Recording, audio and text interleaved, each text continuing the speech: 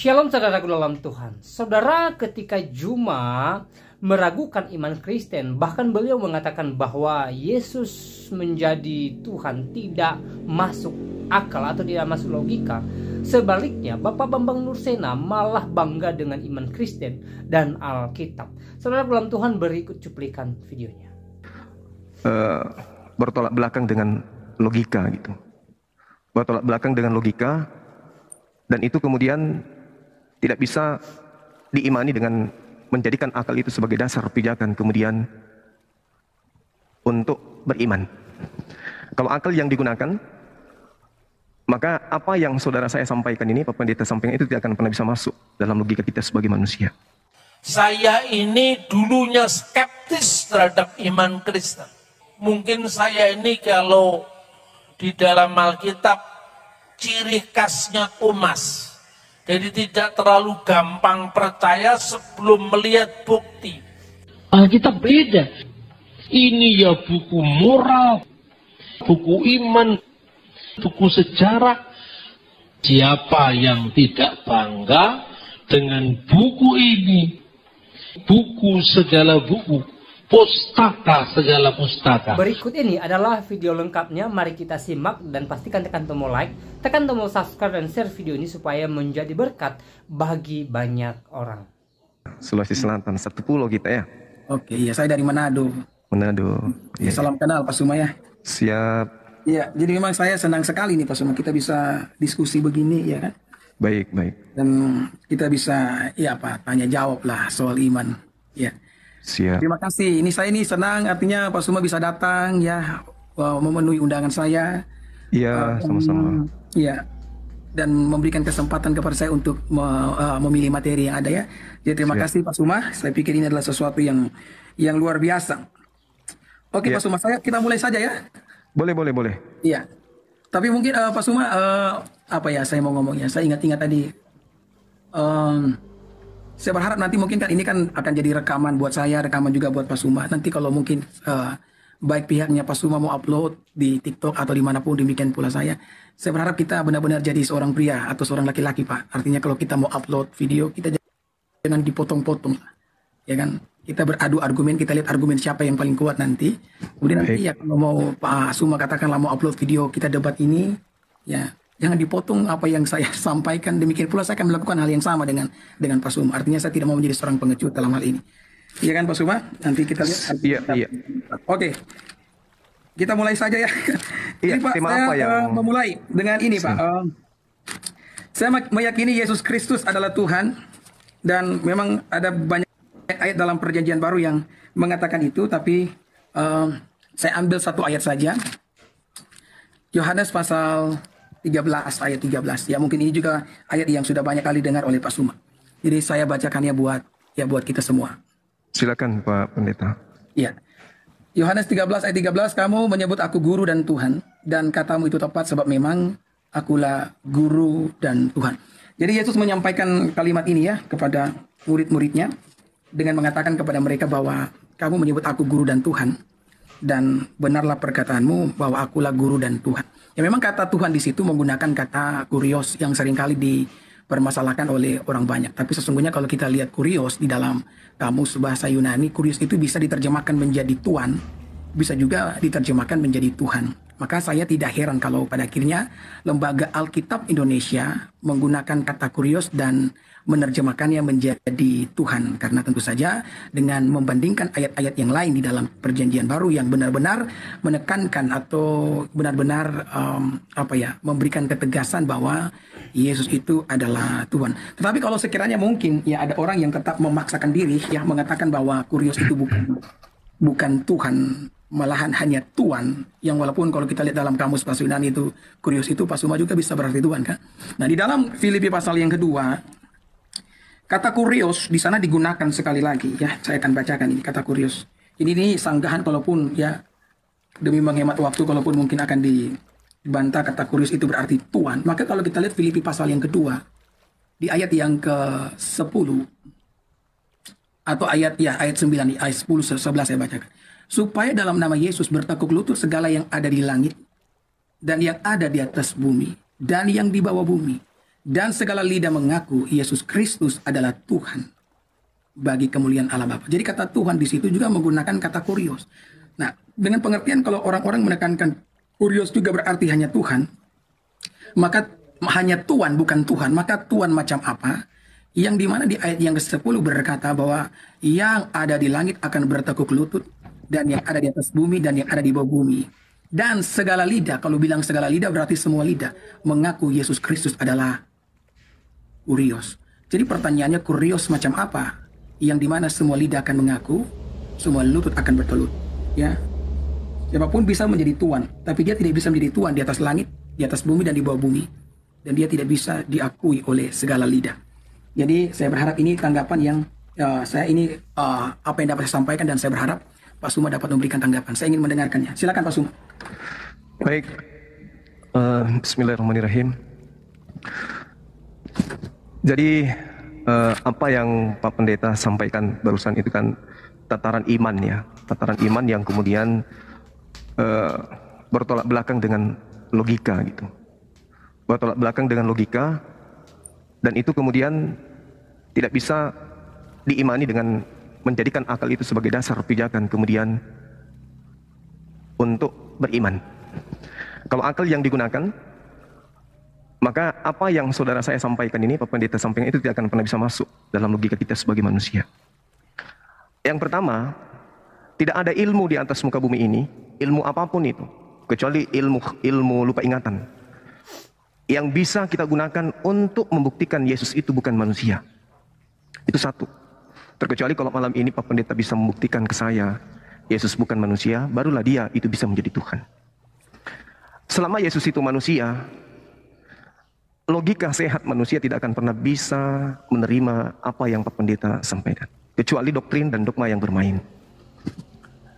Karena ini kitab Anda yang mengatakan di dalam Ibrani 13 ayat 8 bahwa Yesus kemarin, sekarang maupun selamanya itu adalah tetap sama.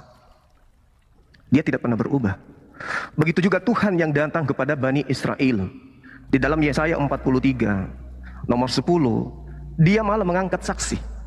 Engkaulah saksi-saksiku, tidak ada Tuhan yang dibentuk sebelum aku, dan setelahnya tidak ada Tuhan yang dibentuk. Sementara kalau Anda membaca Yohanes 1 nomor 14, Yesus manusia yang Anda tuhankan itu adalah kehendak Tuhan untuk membuat seorang wanita Maria hamil dan melahirkan seorang manusia. Itu terjadi, maka dikatakan kehendak Tuhan telah menjadi manusia. Artinya Yesus itu adalah hal yang baru. Dia ciptaan. Nah, kenapa dia dikatakan sebagai ciptaan? Karena kalau dikatakan dia Tuhan, Tuhan di mana dia? Tuhan langit dan bumi sudah ada yang isi. Yang disebut oleh orang Bani Israel yaitu Yod-Heh-Vav-Veh, yang maha suci lagi maha tinggi. Jadi Yesus mau dapat posisi di mana dia? Di langit sudah ada Tuhan, di bumi juga sudah ada Tuhan. Dia Tuhan di mana kira-kira? Sementara Tuhan itu cuma satu.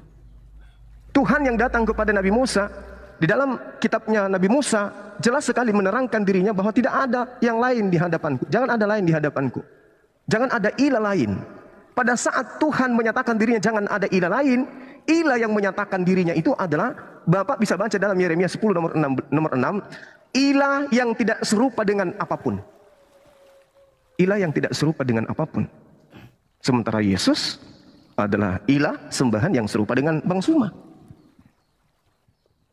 Nah, bagaimana ceritanya? Perintahnya udah jelas tuh. Ketika Yesus ditanya di Yohanes,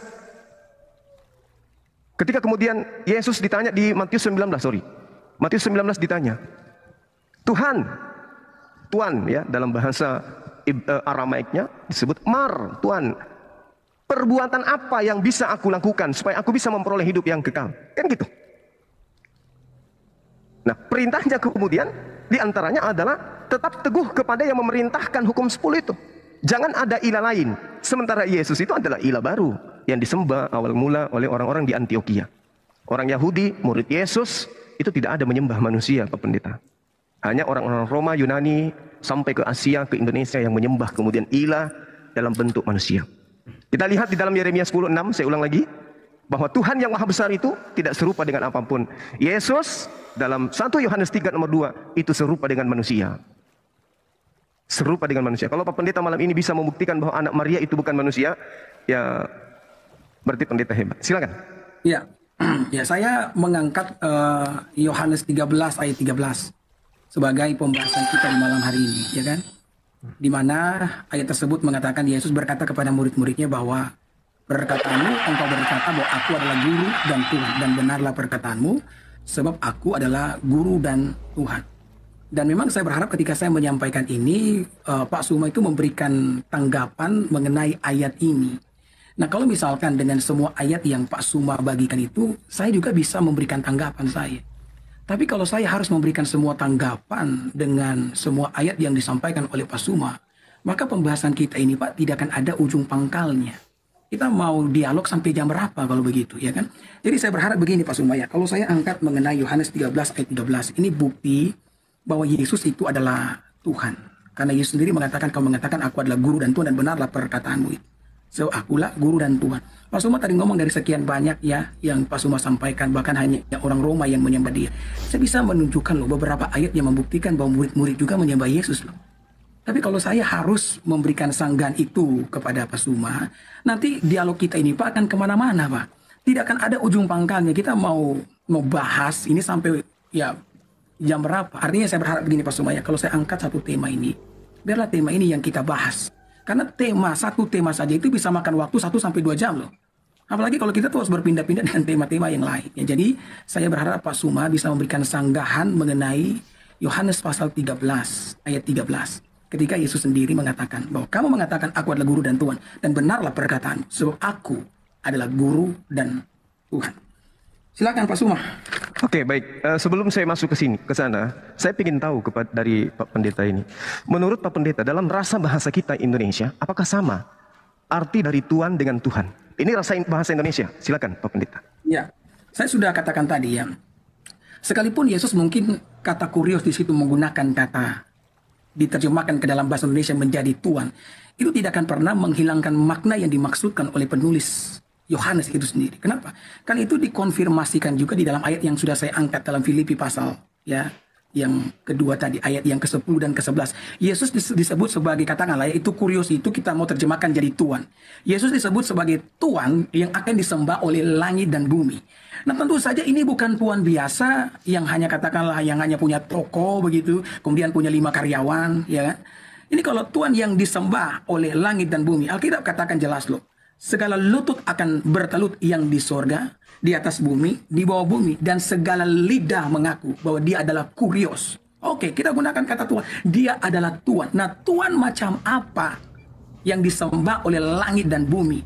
Tuhan macam apa yang kepadanya semua lidah akan mengaku? Ini bukan Tuhan sembarang Tuhan. Makanya dalam kitab Wahyu dikatakan dia Tuhan di atas segala Tuhan, dia Raja, ya di atas segala Raja. Ya, silakan Pak Suma. Oke, baik. Bapak belum menjawab saya, Pak. Apakah sama rasanya antara kata Tuhan dan Tuhan dalam perspektif kita bahasa Indonesia ini? Itu dulu. Kita jangan kemana-mana dulu. Mau dia disembah langit dan bumi menyembahnya, itu perkara belakangan. Saya ingin tahu dari Pak Pendeta yang jujur, apakah sama Tuhan dengan Tuhan? Ya, saya jawab sekarang ya. Iya.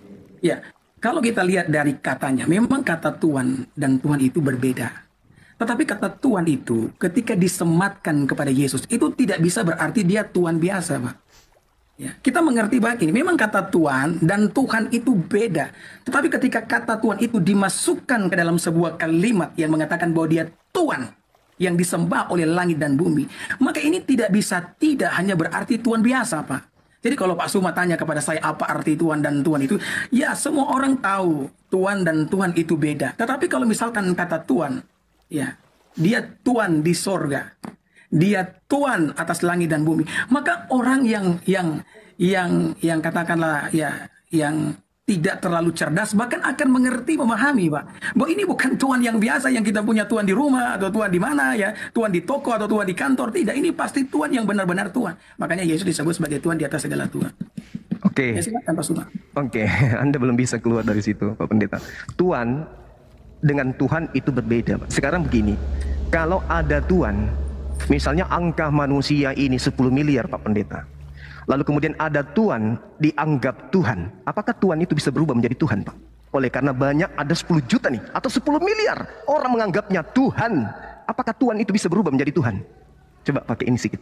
Oke. Ya. Kamu ngomong, Pak Suma ngomongkan kalau ada orang 10 miliar. Ya, 10 miliar orang menganggap Tuhan itu Tuhan. Apakah Tuhan tadi berubah menjadi Tuhan? Menganggap dia Tuhan, apakah berubah menjadi Tuhan? Yes. Yang ditulis di dalam kitab Filipi bukan 10 miliar, Pak. Iya, semua manusia. Dengar dulu, yang ditulis dalam Alkitab adalah yang di langit, di atas bumi, di bawah bumi. Jadi itu bukan jumlah. Kalau dibandingkan 10 miliar, katakanlah manusia di dalam dunia, walaupun kita tahu tidak akan pernah ada Tuhan yang punya pengikut 10 miliar atau punya bawahan sebanyak itu. Tidak ada Tuhan yang punya bawahan sebanyak 10 miliar. Tetapi yang dicatat dalam kitab Filipi ini, Pak, dikatakan Yesus itu Tuhan atas langit dan bumi. Dia Tuhan di langit, bukan hanya sekadar Tuhan yang membawahi 10 miliar umat manusia. Walaupun kita tahu bersama sampai tahun 2023 tidak ada Tuhan, tidak ada seorang bos, seorang pemimpin yang punya pengikut atau punya karyawan yang berjumlah 10 miliar. Bayangkan kalau punya karyawan yang punya jumlahnya sampai 10 miliar, kita hitung saja jumlah penduduk Indonesia tidak sampai 10 miliar. Ini bayangkan jumlah penduduk dunia ini, Pak, kalau tidak salah ingat mungkin sekarang sudah mendekati 8 miliar lah. Bayangkan kalau punya bayangkan Pak Suma ya, kalau misalkan ada seorang Tuhan yang punya karyawan, adakah perusahaan yang punya karyawan seluruh dunia, seluruh manusia yang ada dalam dunia ini? Ya, kalaupun mungkin ada, Yesus bukan hanya sekadar punya pengikut 10 miliar. Alkitab mengatakan dia disembah oleh langit. Makanya kata Tuhan itu, Pak Suma, tidak akan pernah berubah ketika disematkan kepada Yesus. Dia bukan Tuhan biasa, dia Tuhan yang disembah. Oke, baik. Jadi Anda mencoba mendoktrin saya, tapi itu nggak berhasil, Pak Pendeta. Saya katakan gini, Tuhan, dengarkan saya, Pak. Tuhan dan Tuhan itu berbeda. Dalam bahasa Aramaik dikatakan Mar itu Tuhan. Kalau Tuhan disebut Allah. Kurios dalam bahasa Yunani. Kalau Tuhan itu disebut Theos. Itu satu hal yang perlu Bapak ketahui. Jadi kalau ada Tuhan yang bukan Tuhan, seluruh makhluk di atas muka bumi ini memanggilnya Tuhan. Pertanyaan saya, seluruh makhluk yang ada di langit, seluruh makhluk yang ada di bumi, memanggil dia Tuhan. Apakah Tuhan tadi ini yang adalah Tuhan ini bisa berubah menjadi Tuhan? Ya, bisa? Ya, saya ngomong. Kalau yang bukan Tuhan dipanggil oleh langit dan bumi, Tuhan dan menjadi Tuhan, ya. Kita mau jujur saja, Pak, tidak ada yang di langit dan yang di bumi akan memanggil sosok yang bukan Tuhan itu menjadi Tuhan. Itu yang perlu kita akui. Tidak akan pernah Kristen. Kristen.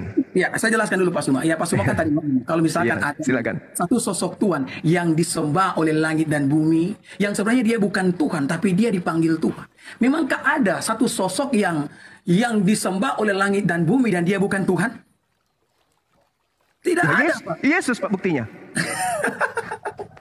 Ya, Yesus, Pak, buktinya. Begini, Pak. Yesus, apa yang buktinya. Pak Suma, apa yang Pak Suma sampaikan adalah sesuatu yang salah kaprah, Pak. Oh, nggak bisa. Nah, begini, Pak. Kalau misalkan ada satu sosok yang disembah oleh langit dan bumi, berarti dia betul-betul Tuhan, Pak. Oh, siapa bilang? Tadi kan dia Tuhan. Anda lah yang menjadikan dia Tuhan. Begini, Pak. Jadi menurut Bapak, langit di surga itu akan salah menyembah? Saya tanya kepada saudara, dapat informasi mana bahwa di langit dan di bumi itu menyembah? Filipi kan? Iya, Filipi kan? Ya. Siapa yang menginformasikan itu, Pak? Yesus. Paulus, kenapa? Oh, Paulus. Tuhan mengatakan dalam kitab saudara dalam Yohanes 3 nomor 16. Yang perlu didengarkan siapa? Matius 17, Matius 15 nomor 7. Siapa yang mau didengarkan? Paulus atau Yesus, Pak? Matius 17 ayat berapa? Coba Anda lihat di dalam kitab Anda sendiri. Yohanes 3 nomor 16. Coba Anda baca di sana. Ya, oke. Oke, silakan. Sudah. Ya, ayat itu saya hafal. Apa yang Anda bacakan? Iya, silakan. Ya, karena begitu besar kasih Allah akan dunia ini sehingga ia mengaruniakan anak yang tunggal, sebab setiap orang yang percaya kepadanya tidak binasa melainkan peroleh hidup yang kekal. Silakan. Kalau Matius 15 nomor 7? Ya, Matius 15 ayat 7. Oke. Matius 15 ayat 7. Firman Tuhan mengatakan demikian. Hai orang-orang munafik, benar ada buat dia tentang kamu. Bangsa ini muliakan aku dengan bibirnya, perhatinya jauh daripadaku. Terus? Oke. Sekarang apakah ketika Anda dengan mulut Anda mengatakan Yesus itu Tuhan, itu sudah mendekati ajaran Yesus? Jadi apa yang Anda mau tanyakan sesuai Filipi pasal 2 ayat 9 dan 10 tadi? Ya, saya katakan bahwasanya yang harus dipercaya siapa? Yesus atau Paulus? Oke, dengarkan saya baik-baik ya. Ya, silakan. Ini yang banyak sekali salah kaprah. Walaupun saya tahu Pak Suma, sebenarnya ini Pak Suma sementara mengalihkan saya dari kata Tuhan. Tapi saya tidak akan kemana-mana. Tapi saya jawab pertanyaan. Bukan. Tunggu. Ya. Saya tanggapi dulu. Tolong, sampai sekarang ini kita sudah hampir 30 menit. Pak Pendeta belum mampu menjadikan Tuhan itu menjadi Tuhan. Kecuali hanya mendoktrin dan mendogma dengan Filipi 2 tadi kan? Saya tidak mendoktrin Anda. Benar tidak? Bagaimana Anda? Pak, dengarkan saya. Ya, silakan. Dengarkan saya. Ya, silakan. Andai saja Anda menarasikan dengan sangat jelas bahwa Tuhan di sana adalah pencipta langit dan bumi, bagaimana dengan keadaan Anda ketika dikatakan 2 Yohanes 1 nomor 7, Pak? Anda di mana di situ posisinya? Oke, Coba. Pak ya. Begini kan, Iya. tadi kan Bapak ngomong. Saya ingin mematahkan Tuhan yang Anda anggap Tuhan itu dengan 2 Yohanes 1 nomor 7. Saya ingin dengar dari mulut Pak Pendeta, silakan. Jadi Pak Suma ini sebenarnya mau tanya yang mana? Paulus dan Yesus mana yang lebih prima dengan Saya ingin membuktikan bahwa Pak Pendeta tidak mampu menjadikan Tuhan sang Tuhan tadi. Ya, bukan saya yang menjadikan Tuhan menjadi Tuhan, tapi itu yang dikatakan oleh Alkitab. Dengar dulu Pak Suma, tadi kan kita ngomong Alkitab dalam hal ini siapa oknumnya? Sudah bicara kan, sekarang izinkan saya Iya, bicara. silakan. Tadi kan Pak Suma ngomong kalau misalkan ada 10 miliar orang-orang yang mentuankan dan dia menjadi Tuhan. Kemudian saya bantah, ya kan, saya bilang sekalipun kita tahu bahwa tidak ada seorang bos yang akan punya karyawan sebanyak itu, ya kan. Tapi kemudian Pak Suma bilang kalau misalkan ada sesuatu yang sosok bukan Tuhan tapi disembah oleh langit dan bumi. Dan saya katakan kalau sosok itu disembah oleh langit dan bumi, berarti dia tidak bisa Tuhan biasa, dia pasti Tuhan, ya kan. Nah kemudian Pak Suma mulai ngomong bahwa Rasul Paulus dapat informasi yang saya bilang dari Rasul Paulus. Ya, Kemudian Paulus. Pak Suma bilang, ya, lebih tinggi mana? Jadi saya mau bilang Pak Suma begini ya, ini yang kadang-kadang banyak salah kaprah dari dari pihaknya Pak Suma. Alkitab itu Pak, ini secara menyeluruh harus ditafsirkan. Ya udah, silakan Anda tafsirkan. Jadi perkataan Yesus dan perkataan Paulus itu sama tingginya. Kenapa saya katakan demikian? Karena apa yang disampaikan oleh Rasul Paulus itu diilhami oleh Roh Kudus. Ya.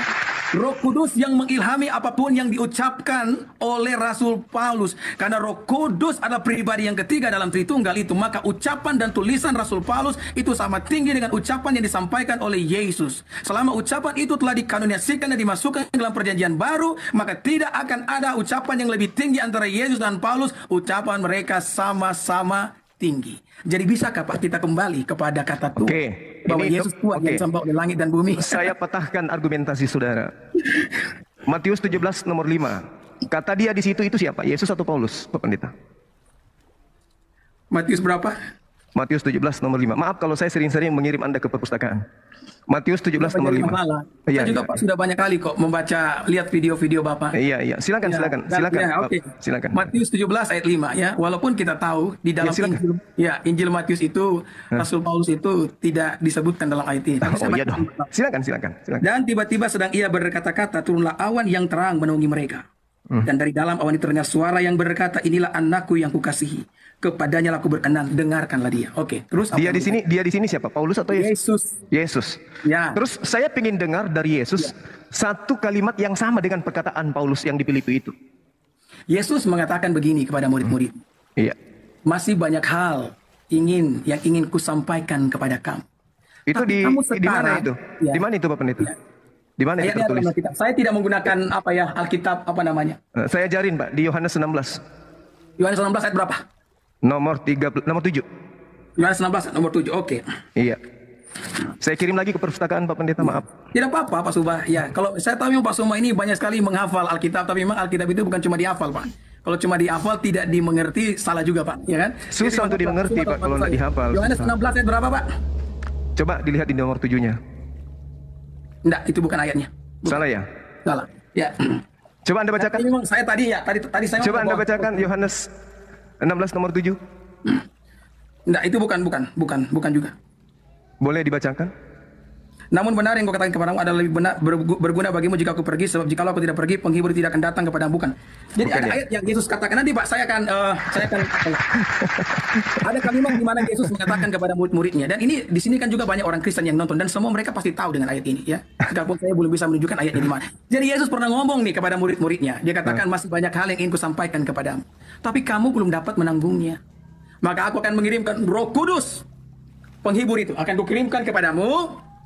Ya, dan dia akan menuntun kamu kepada seluruh kebenaran.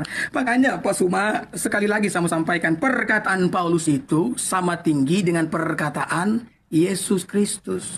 Maka Itu ilmunya, perkataan mereka tunggu. tidak bisa kita bilang Yesus lebih tinggi. Sekalipun mungkin ayat yang Pak Suma tunjukkan di mana Alkitab mengatakan dengarkanlah dia. Itu sesuai dengan satu konteks di mana Yesus disebut sebagai anak Allah dan orang-orang harus mendengarkan dia. Seperti yang saya katakan tadi malam sama Pak Suma kan.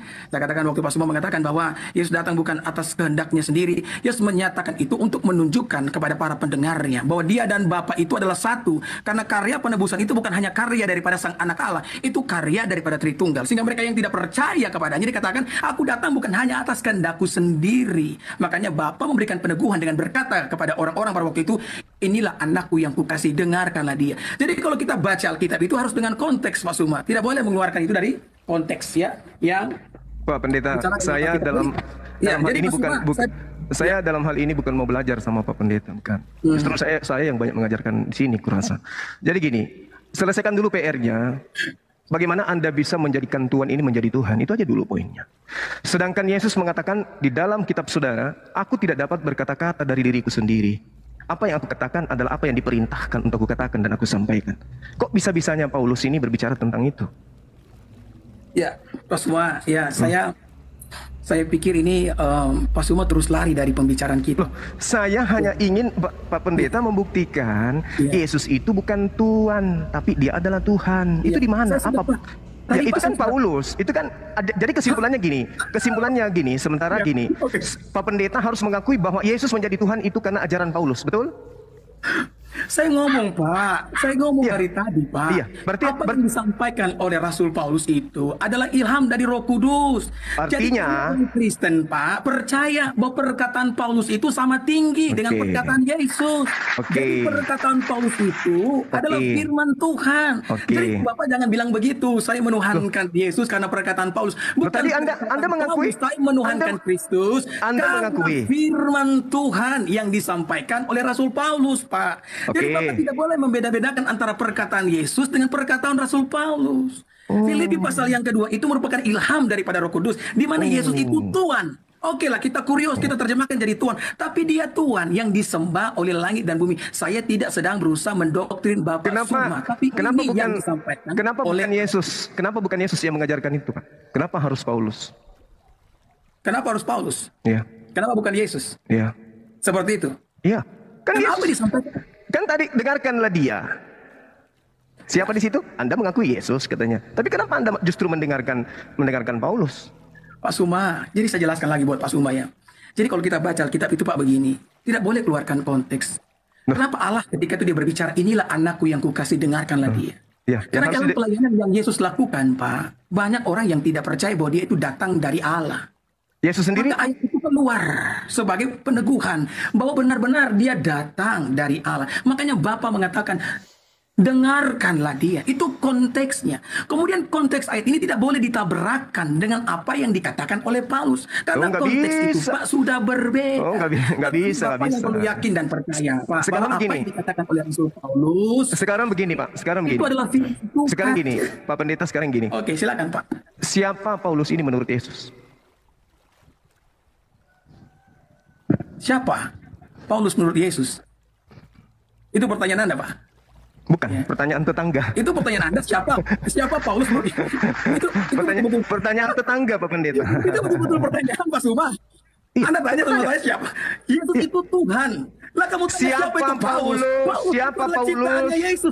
Siapa Paulus menurut Yesus, Pak? Bukan menurut Anda. Gimana, Pak Pendeta? Enak kalau pertanyaannya. Kita baca Alkitab, pertanyaannya ya, enak, asin, rasa asin. Itu ya, asin, jawabannya. Nah, silakan. Ya, ini silakan, Pak, ini pertanyaan Pak, ini pertanyaan remeh-temeh, Pak. Oh, kalau Bapak tanya ke saya kan orang Kristen, ya kan?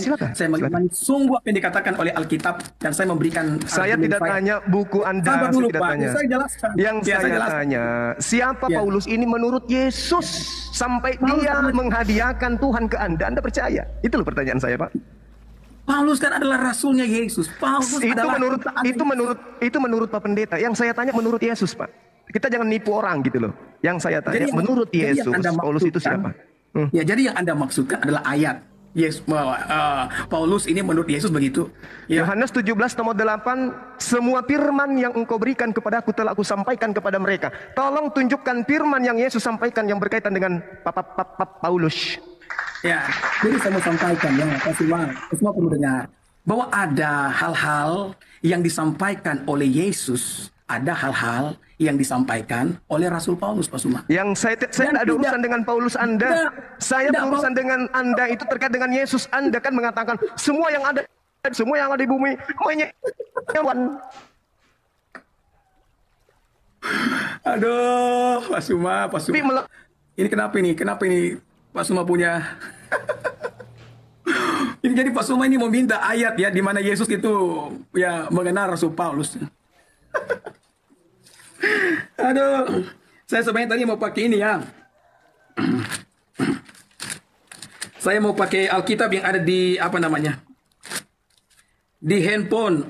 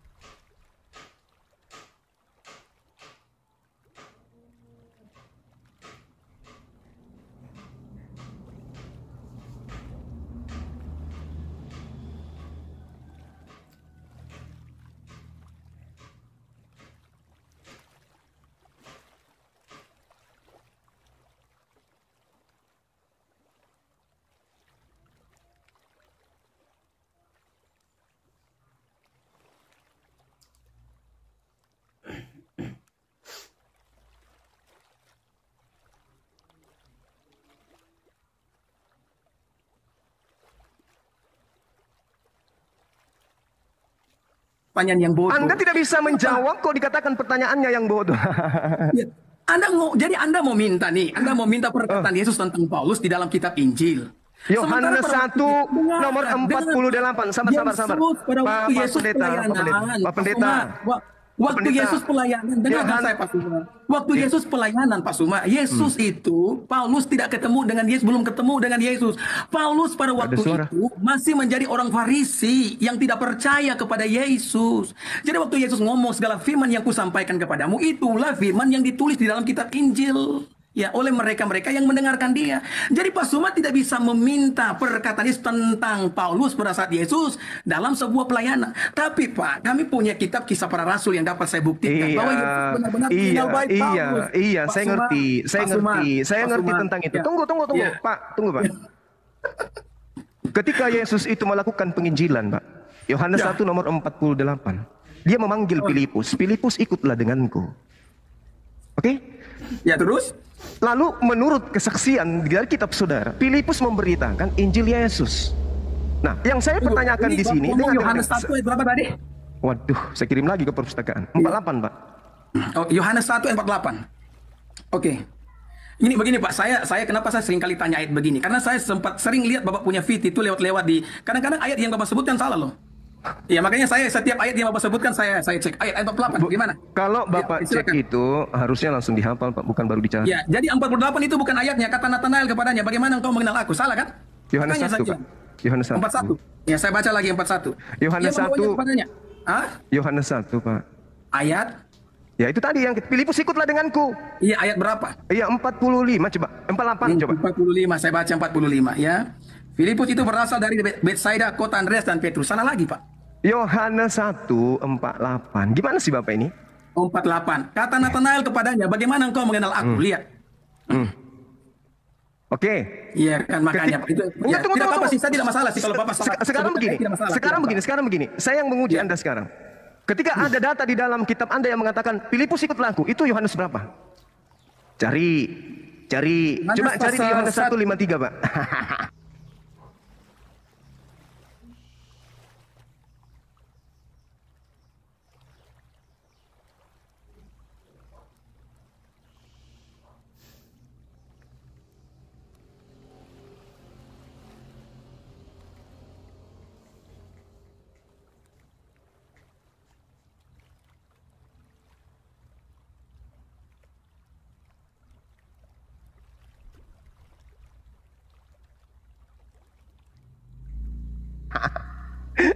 Coba. Tidak ada Pak, tidak ada ayat 53. Kita langsung tidak ada ayat 53 dalam Yohanes pasal 1. Jadi Pak, oke, langsung saja Pak. Kita kembali ke Tuhan. Ini saya tahu pasti akan menggiring kemana-mana. Karena saya tahu Pak Suma sudah tidak bisa kemana-mana lagi, ya kan? Panggilan Yesus Tuhan. dengan sabar. Saya ingin mengatakan kepada saudara, sabar. Sabar Pak, sabar. Jangan hanya bisa tertawa. Oke. Ya oke, silakan. Ketika dikatakan oleh Yesus dalam kitab saudara, ya, bahwasanya di dalam Yohanes yang saya katakan tadi, di situ Yesus jelas sekali memanggil Yesus. Oke? Yesus memanggil Yesus. Yesus memanggil Filipus maksud saya. Tetapi Anda mencoba menghilangkan data itu. Yohanes 1:48, Pak. Saya sudah mengatakan kepada saudara, Anda ditertawakan. Siapa yang dipanggil di sana? Ya, sekalipun ayat itu benar tidak masalah kok. Kalaupun Bapak salah sebut tidak masalah. Saya tidak salah sebut. Memang panggilannya seperti itu. Ya begini Pak Suma, saya seperti itu. Ngomong begitu bukan berarti saya mau menyalahkan Pak Suma, tidak. Saya hanya ingin mencari agar datanya kan benar tuh, supaya kalau kita mau adu narasi, kita adu narasi dengan data yang benar. Ya kan begitu. Jadi kalau Pak Suma juga salah menyebutkan ayat itu di tempat saya kok hilang. Karena saya juga seringkali salah menyebutkan ayat, tapi yang pasti ayat itu dihafal, ya kan? Pak Suma bukan, kan? Pak, bukan. Saya hanya menguji Pak Pendeta. Oke, lanjut, silakan, Pak Suma. Saya hanya menguji Pak Pendeta. Ternyata penguasaan Pak Pendeta itu sangat lemah. Ya. Anda bisa bilang begitu, tapi Anda tidak bisa jawab kan mengenai Tuhan kan? Iya kan? Loh, Anda atau saya? Anda atau saya? Biarlah pemirsa yang akan menilainya, Pak Suma. Biarlah pemirsa yang akan menilainya. Oke, kembali tadi. Tolong tunjukkan siapa Paulus menurut Yesus. Coba Anda tunjukkan. Paulus itu oke, saya tunjukkan ya. Oke. Kisah para Rasul. Itu menurut Lukas itu. Kisah para Rasul. Itu menurut Kenapa harus pakai Lukas? Lah inilah kesalahan Bapak. Saya mau beritahu Pak Suma. Ini Alkitab ini bukan cuma kitab Lukas. Nah, Kisah Para Rasul itu tulisan siapa? Itu bukan hanya ucapan Yesus. Kisah Para Rasul, Pak. Yang saya tanya ucapan Yesus. Ya, Pak Pendeta, tenangkan. Yesus, maka Kisah Para Rasul tidak perlu ditulis. Tenangkan diri Anda. Wahyu tidak perlu ditulis. Tenangkan diri Anda. Dalam Alkitab, Pak Suma. Jadi kalau Pak Suma ingin berdialog dengan pendeta, dengan hamba Tuhan, kami harus menggunakan ayat dalam Alkitab. Karena firman Tuhan itu bukan ucapan yang hanya keluar dari mulut Yesus. Oh, nggak bisa. Kalau hanya ucapan dari mulut Yesus, Alkitab kami tidak akan setebal ini. Makanya Yesus ngomong. Itu kan bukan kitabnya Yesus, Pak. Roh Kudus yang akan mengilhami. Makanya kenapa saya ingin menggunakan kitab Kisah Para Rasul, Bapak larang saya menggunakan itu. Sementara Kisah Para Rasul merupakan bagian daripada Alkitab saya. Yesus mengatakan, segala firman yang telah kau berikan kepada aku telah aku sampaikan, Pak. Nggak usah kau bawa itu kitabku itu, Pak Pendeta. Bukan itu yang dimaksud. Aduh, Suma, gimana sih kamu ini? Suma, ini Alkitab loh, Suma. Itu dikenal Yesus nggak? Saya tanya dulu Pak Pendeta, Yesus mengenal kitab Anda tidak itu? Di dalam kealahannya dia kenal ini, kenapa? Kalau dia tidak kenal ini, dia bukan Tuhan namanya. Di dalam kealahan, aduh, parah. Anda tuh ya, aduh Pak Suma, saya pikir tuh Anda benar-benar cerdas loh. Loh, gimana ceritanya? Yesus itu datang. Pak Pendeta diam dulu, Pak Pendeta. Pendeta, sunat dulu hatimu. Sunat hatimu dulu, Pendeta. Jangan terlalu bebal. Jangan bilang kami sunat hati, karena memang kami sunat hati. Sekarang begini, Pendeta. Sekarang gini. Ya, jangan hanya bisa tertawa pamer gigi, nggak usah. Gini. Oke, silakan saya dengar. Gini. Ya. Yesus ketika datang kepada Bani Israel, Yohanes 12:49, aku tidak berkata-kata dari diriku sendiri. Lukas, Markus, Matius, Paulus in the gang berkata seenak perut mereka. Loh. Yang saya tanya kepada Bapak, dasar pijakan iman Anda beriman kepada Filipus itu kan harus ada legalitas dari Yesus. Dengarkanlah dia. Siapa yang harus didengarkan? Yesus. Nah sekarang tolong saya ingin dengar pengakuan Yesus tentang Paulus. Ada enggak? Dengarkan saya, Pak ya. Saya membuka kitab Kisah Para Rasul sekarang, oke? Agar kita bisa Sebelum ke situ, Pak. Saya tanya dulu. Selain daripada kisah, dengar. Saya mau ngomong tegas sekarang. Mohon maaf. Saya juga mau tegas, Pak. Jangan membodoh-bodohi orang. Saya juga mau tegas sama Anda. Anda tidak bisa merubah Tuhan menjadi Tuhan. Anda tidak bisa merubah Tuhan menjadi Tuhan. Hanya jago di mulut saja, ya. Anda tidak bisa membuktikan jago di mulut saja. siapa Yesus menurut punya ilmu sama sekali. siapa Paulus menurut Yesus. Apa jawaban Anda? Bahwa firman Tuhan itu bukan hanya firman yang keluar dari mulut Yesus. Alkitab dari kitab Kejadian sampai Wahyu diimani sebagai firman Tuhan. Ya, itu iman Anda. Itu iman Anda. Itu iman Anda. Oleh Yohanes, Anda tidak bisa membantahnya. Itu Ini iman sebuah Anda. yang besar yang Anda buat. Itu Makanya kalau iman Anda Anda. paham Silakan tentang Alkitab aja. orang Kristen, Anda Silakan jangan aja. banyak berbicara tentang Alkitab orang Kristen. Silakan Anda. Silakan dengan iman Anda. Ini Silakan. ada Itu iman sesuatu Anda. yang sangat memalukan. Ditonton nih oleh banyak orang. Ada 1.400 orang yang tonton nih. Dan Oh, ya? ternyata benar bahwa Anda benar-benar tidak dapat membantah apa yang saya katakan. Saya mau baca Siapa Paulus menurut Yesus? Pada ini saya mengimani bahwa ini adalah firman Tuhan. Siapa Paulus menurut Yesus? Paulus adalah rasulnya dan saya akan baca ayat. Di mana Oke, Yesus mengatakan itu? Kisah Rasul 9 saya bacakan. Silakan. Ya. Sementara itu berkobar-kobar hati Saulus untuk Itu siapa mengancam itu? dan membunuh murid-murid Tuhan. Dengar dulu. Ya, itu Ia siapa? menghadap Itu kepada perkataan siapa? Ia meminta, ini perkataan dari kitab Kisah Para Rasul, ini firman dapat dipantau oleh siapapun, ya. Itu perkataan siapa? Sementara itu berkobar-kobarlah hati Paulus ingin menganiaya murid Yesus. Itu perkataan siapa, Pak? Inilah kesesatan daripada setiap kalian. Kalian itu hanya berusaha mencomot-comot ayat Alkitab tanpa membandingkan dengan ayat-ayat yang lainnya. Saya beritahu kemarin kepada Pak Suma kan, bahwa kalau kita menafsirkan kemarin situ memplesetkan kitabnya sendiri. Anda memplesetkan dari kitab Anda sendiri kemarin. Anda menipu. Kemarin Anda menipu di dalam Yohanes 8:42. Anda menipu kemarin. Kemarin Anda menipu dengan memasukkan kata mono di dalam Yohanes 8:42. Anda tidak malu? Pendeta tidak malu? Tidak ada penipuan sama sekali. Mari, mau kita buktikan malam ini? Mau kita buktikan malam ini? Saya selalu sampaikan, sejarah yang penuh bukti adalah mitra bagi iman yang penuh bakti. Saya ini dulunya skeptis terhadap iman Kristen. Tetapi Tuhan memberikan saya bukti-bukti. Mungkin saya ini kalau di dalam Alkitab ciri khasnya Thomas. Jadi tidak terlalu gampang percaya sebelum melihat bukti. Setelah saya melihat bukti-bukti, naskah-naskah Alkitab itu akurat, jumlahnya ribuan naskah tersimpan sampai hari ini. Ketika saya melihat perjanjian lama itu akurat, tidak hanya dihayati, dimiliki, diterjemahkan, direfleksi oleh orang Kristen, tapi juga orang Yahudi. Orang Yahudi yang tidak percaya Yesus, orang Kristen yang percaya Yesus, kitabnya satu, yaitu perjanjian lama. Seandainya orang Yahudi memalsukan perjanjian lama, tentu kita tidak bisa membaca kitabnya Yahudi sampai hari ini.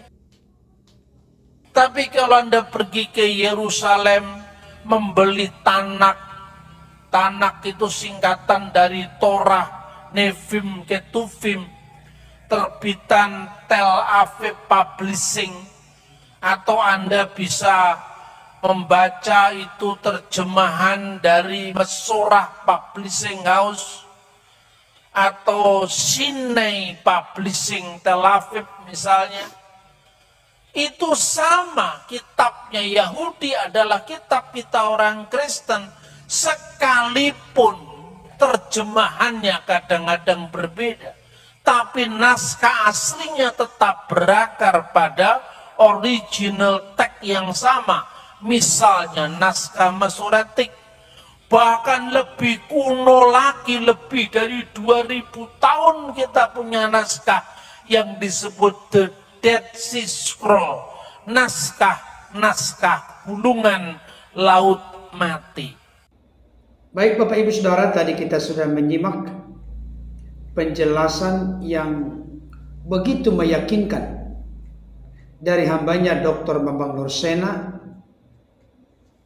bagaimana beliau pada awalnya skeptis, kurang percaya, ragu-ragu terhadap iman Kristen, yang mana kita tahu bersama pondasi atau dasar dari iman Kristen itu bertitik tolak dari Alkitab.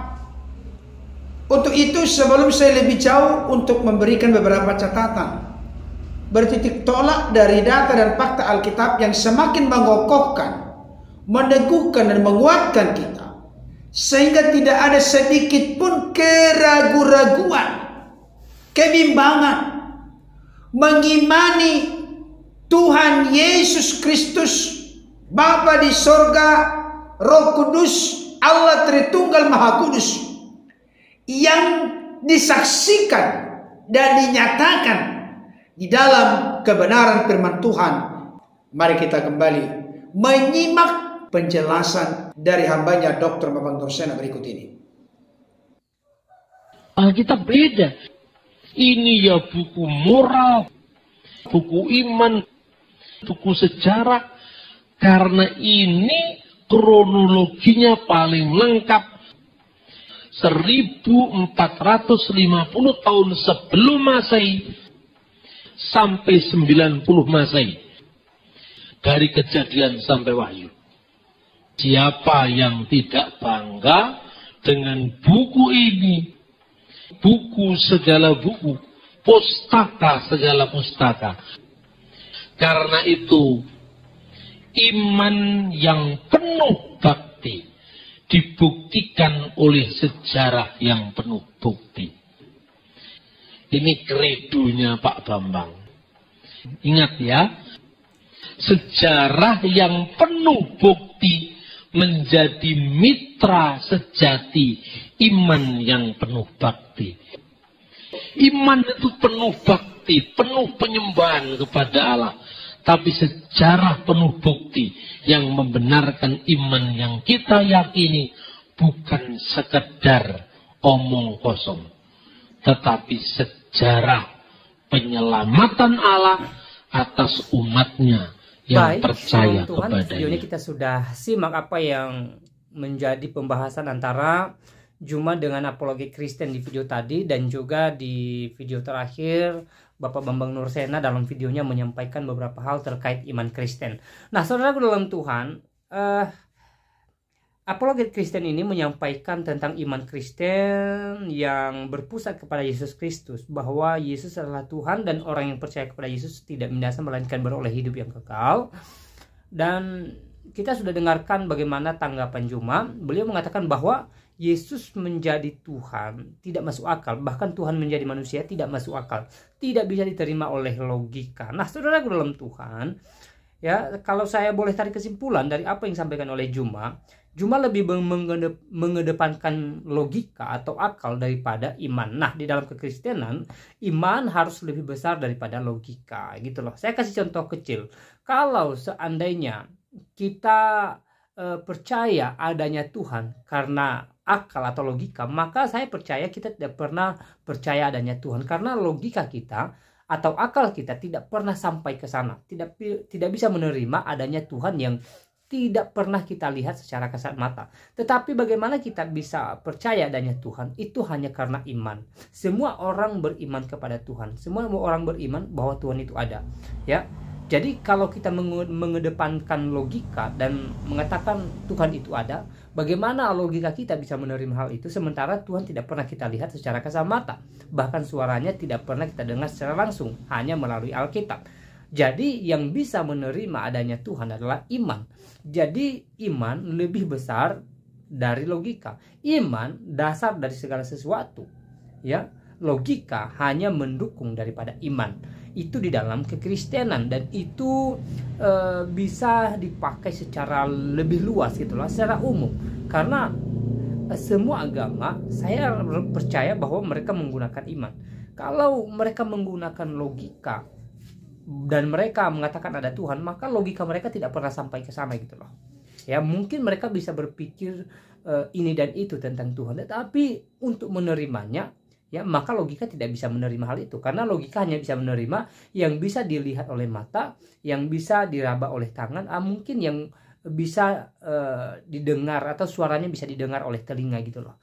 Namun iman menerima semua itu gitu loh. Jadi di dalam kekristenan sendiri, iman itu lebih besar dari segala sesuatu, bahkan dasar dari segala sesuatu di dalam iman Kristen atau kepercayaan Kristen. Nah, saudara dalam Tuhan, poin kedua yang mau saya sampaikan di sini, bahwa seperti yang disampaikan oleh Bapak Bambang Nursena, ya, Alkitab itu utuh. Alkitab itu merupakan kitab yang akurat. Alkitab merupakan kitab yang tertua, dan Kristen harus bangga punya Alkitab yang juga perjanjian lamanya ya sama dengan kitabnya Yahudi gitu loh. Jadi ini sangat luar biasa, dan penjelasan beliau di video tadi tentu membuka wawasan kita, memberikan kita pemahaman baru tentang iman Kristen dan Alkitab ya. Diberkatilah kedua hambanya ini, seorang apologi Kristen yang berbincang-bincang dengan Juma, dan juga Bapak Bambang Nursena yang juga menjelaskan iman Kristen dan juga keakuratan Alkitab. Ya, kita berdoa supaya hamba-hambanya ini diberkati Tuhan, diberikan umur panjang oleh Tuhan, dipakai Tuhan dalam pelayanan, dan kita doakan supaya pelayanan mereka ya menjangkau jiwa, banyak jiwa gitu loh. Itu kerinduan kita. Satu tujuan untuk kemuliaan Tuhan. Dan poin ketiga yang mau saya sampaikan tentang Yesus Kristus. Hal ini sudah sering saya sampaikan, bahwa Yesus adalah Tuhan. Yesus adalah Allah itu sendiri yang datang ke dunia ini. Nah, saudara dalam Tuhan, kalau hal itu dipikirkan secara logika mungkin tidak bisa kita terima. Kenapa? Karena pikiran kita tidak bakalan sampai ke sana. Tidak mampu mencerna tentang bagaimana Tuhan menjadi manusia, bagaimana logikanya ya Allah datang ke dunia ini, merendahkan diri, bahkan rela diperlakukan tidak adil oleh manusia itu sendiri. Tetapi ya kita harus memahami semua ini berdasarkan iman gitu loh. Di awal saya katakan bahwa segala sesuatu berdasarkan iman. Tanpa iman maka segala sesuatu yang berbaur supranatural tidak bisa dicerna, tidak bisa diterima oleh logika.